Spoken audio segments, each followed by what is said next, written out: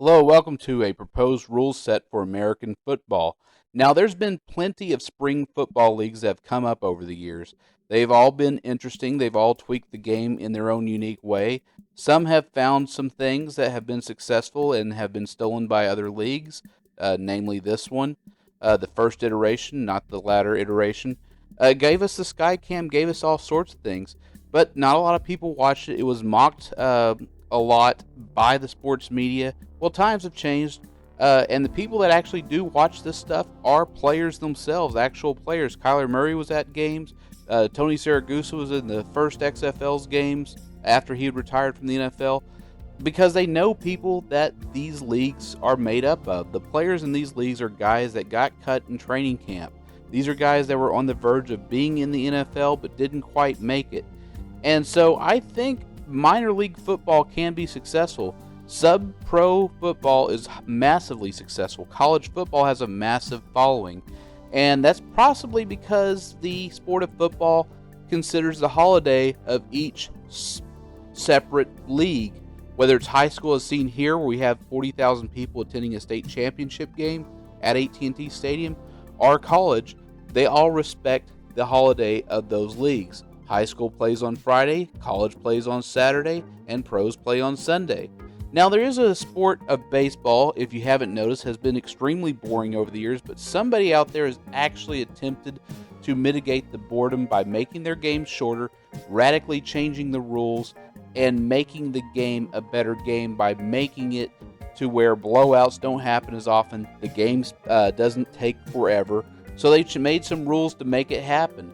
And so if you haven't watched Banana Ball, they've been around for about 24 months. Their experiment has made sub-A baseball, basically less than rookie advanced, with college players in the summertime, a really entertaining game. So much so that relatively unknown players are selling out a small stadium every game.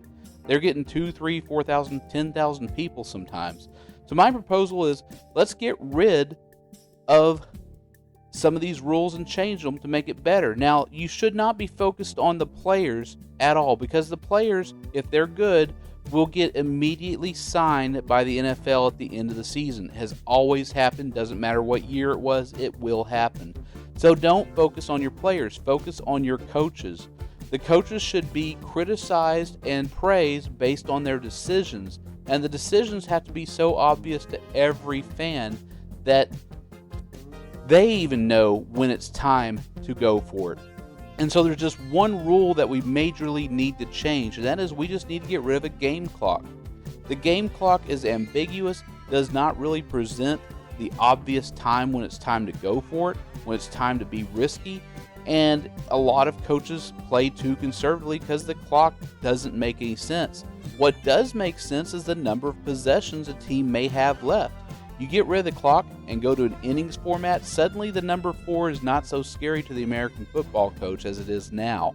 Suddenly you'll have a lot more risk being made. It will be obvious. There'll be nobody to blame if you don't go for it. Now, one of the things that will happen in this proposed rule change is plays like this probably won't happen. They don't happen as it is anyways. Yes, they are exciting, but it's so rare that you could spend your entire life watching games at the end and you just won't see them.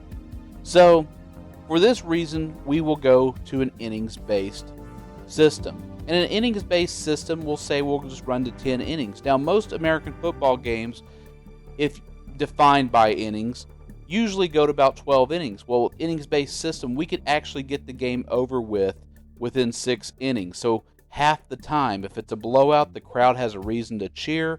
That's the soonest we could end the game, when it becomes mathematically impossible to come back. Fans will stay and be on their feet, hoping to see the defense overcome. And we'll also tweak the rules to where a score like 6-1 can be possible, and I'll describe that later. Now let's take a look at the Super Bowl.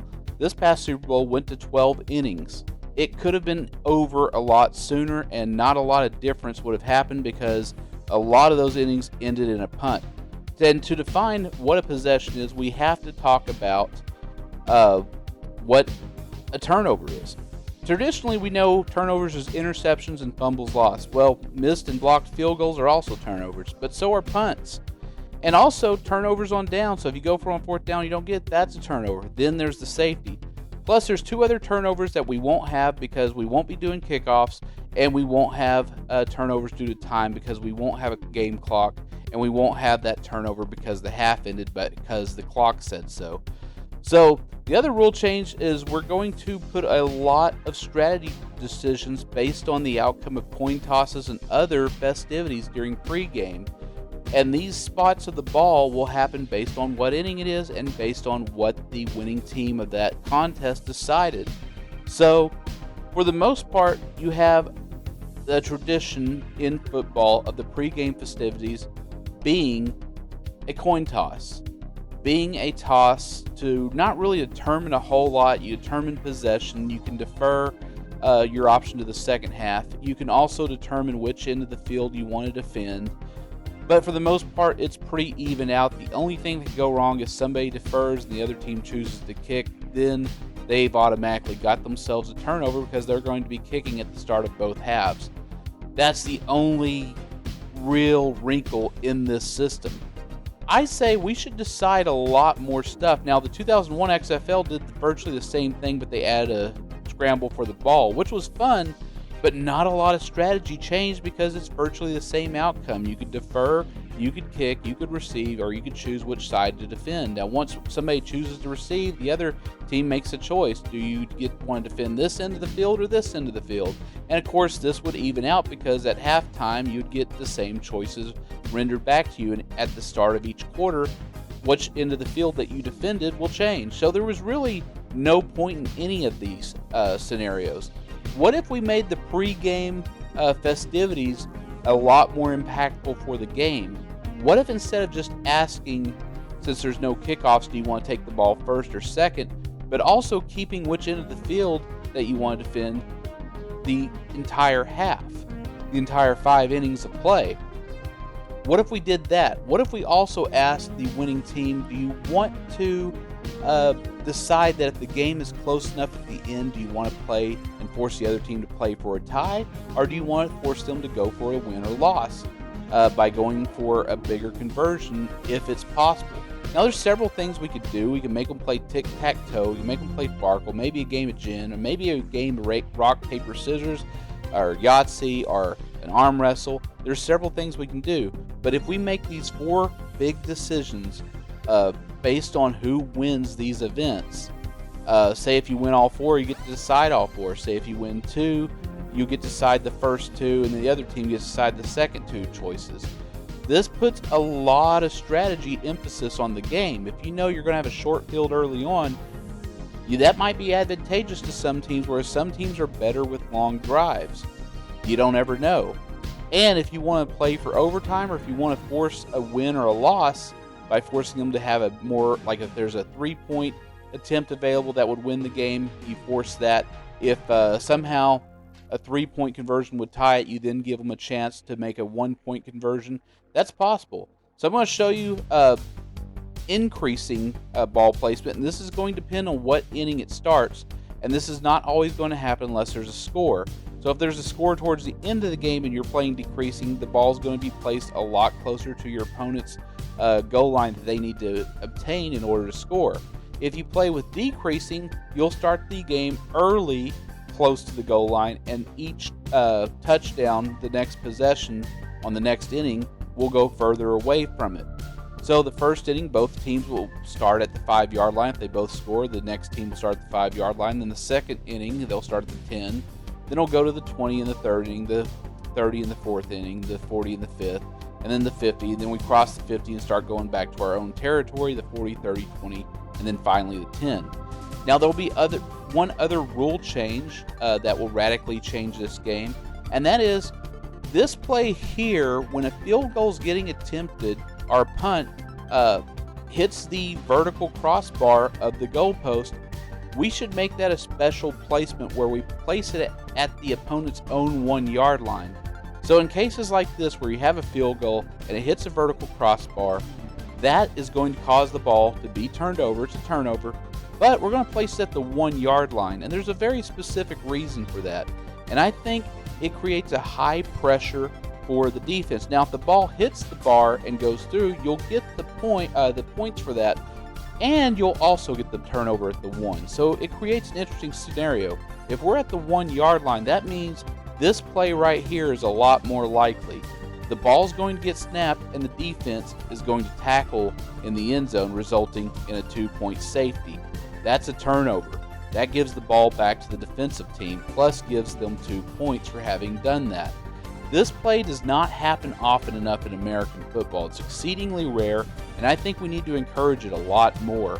We should have a lot more safeties in this game. And that's some of the rule changes, I think. You get rid of the game clock, and you instead focused on possession-based. And the other thing that could happen is you're going to get a lot more fourth down attempts.